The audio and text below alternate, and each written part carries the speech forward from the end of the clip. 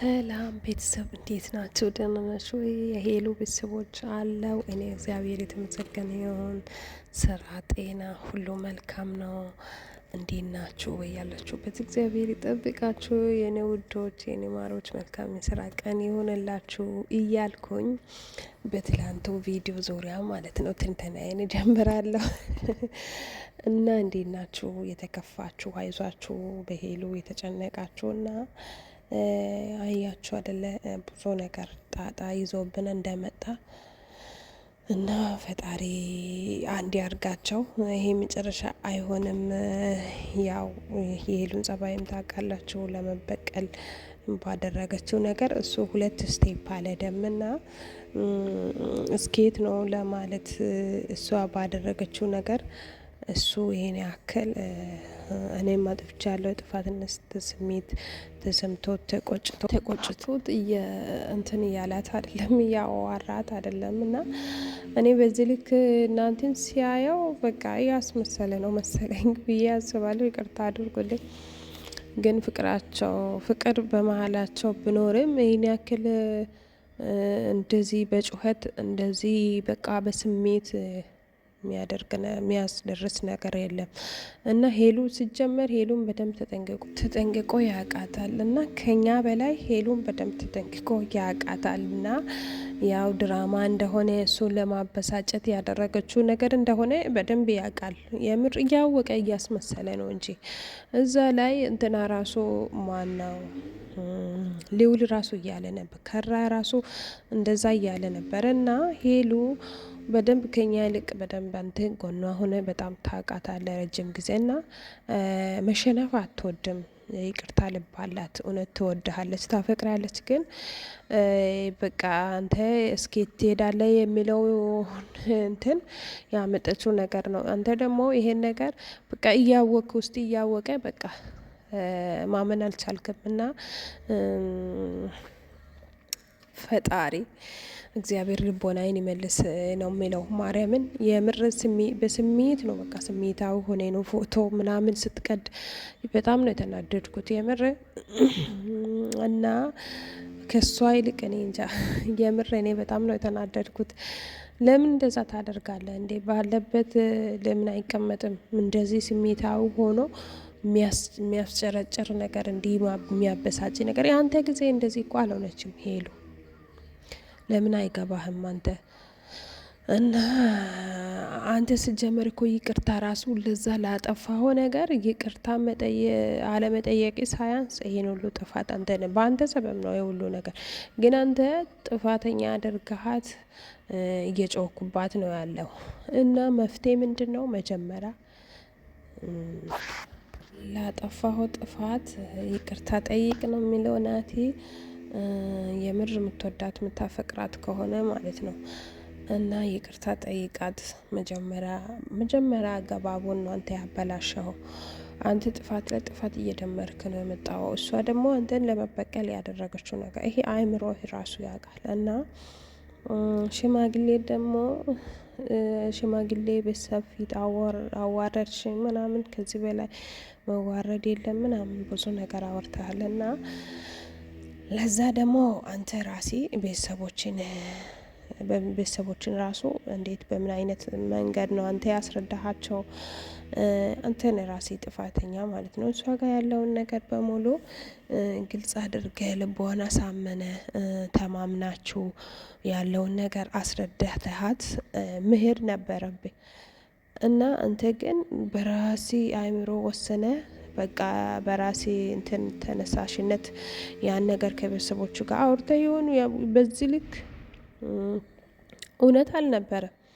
ለምን አንተ ከሄሉ ጋር ያለን ነገር በምን እርግጠኛ ሆነህ ነው አንተ ሲጀመር እንደዚህ ልትል የምትችለው?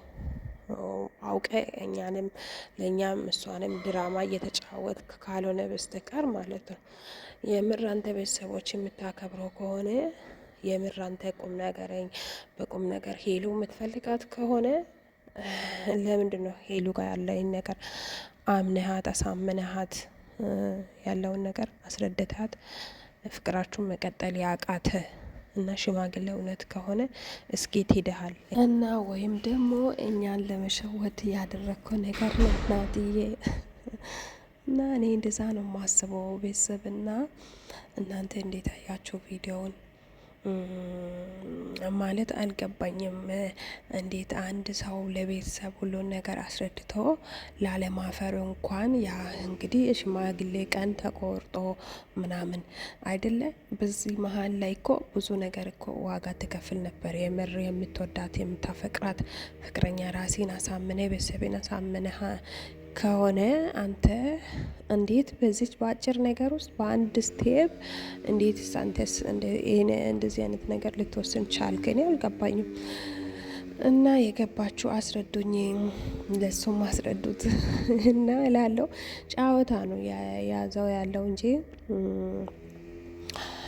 በዚህ ልክ ተስፋ መቁረጥ አልነበረበትም። በዚች በአጭር ነገር ውስጥ ማለት ነው። ማለት ከተለያየሃት ራሱ 2 ቀን 1 ሳምንት እንኳን ሳይሆናት የምታወራው ነገር እውነት መስሎክ በአንድ ሳምንት ውስጥ ምን አይነት ታምር አንተ ማታውቀው ጓደኞቿ በዙሪያ ያለ ሰው ሁሉ ማያውቀው ታምር ምን ተፈጥሮ ብለህ እውነት ነው ብለህ አምነህ እንደው ምክንያት አድርገ ካልሆነ በስተቀር ይህን እውነት ነው ብለ አይምሮ አምኖ ምናምን አይደለም ይህን ነገር ያደረክ ያለኸውና ማለት ነው። እና ይሄ ነው። ፈጣሪ ልቦናዬን ይመልስ። የምድር ወደ ቀድሞ ፍቅራቸው ብትመለሱ እኔ ደስ ይለኛል። እና ሄሉ በዚህ ባደረግከው ነገር የምር ጥፋት ላይ ጥፋት በጣም እየደራረብክ ነው ያለውና ባደረግከው ነገር አንተ እንዲህ ባደረግ የሄድክ ቁጥር አንተ ራሲ አንተን የጠላን ነው ያለ ነው። እና ሄሉ በዚህ ልክ እውነተኛ ነች። የምር ስለምትወድ ስለምታፈቅረ በቃ አለ አይደለ ህይወት አይደለ ምን አይነት ፈተኖቹን ያልፋል የሚለውን ሀሳብ ይዛ ነው ይሄን ነገር ያመጣችው። ወንተም ታውቃለህ እውነት እንዳልሆነ ማለት በቀለም አይደለም። እስኪ ናት እንዴት እስከትስ ይሄዳል ማለት ነው እንጂ እንደዚህ እሷ አሁን እውነት ከጎኗ ሰው አለ ፍቅረኛ አላት ምናምን አንተ ማታውቀው ሰው ማን ነው? ፍቅረኛ በአንድ ቀን በ2 ቀን ውስጥ ተዋውቃ እንደዚህ የሚኮን ፍቅረኛ ይኖራል ብለህ ራሴ አንተ ታስባለህ? እና ናትዬ እኔ ልምከር፣ አሁንም አረፈደም። ይቅርታ ጠይቃት የምር እና መጀመሪያ ይቅርታ ይቀድማል። የይቅርታ ልብ ይኖር እና ለይቅርታ አንድ ስቴፕ ብቻ ነው እንትን ያልከው ማለት ነው የሄድከው። በአንድ ስቴፕ በጣም ነው የተበሳጨው። በጣም ነው የምትጮህባት ምናምን ምናምን ኢቭን አስከትሌ መተህ ለሁለት እየጮኋችሁ እየተካከሳችሁ ምናምን በጣም ታበሳጫት ነበረ። እና እንግዲህ አንድ ክላስ ውስጥ ክላስ ዘግታችሁ ምናምን ያን ነገር አልፋ እንግዲህ አይታ እንዴት ነው የምታምነኝ?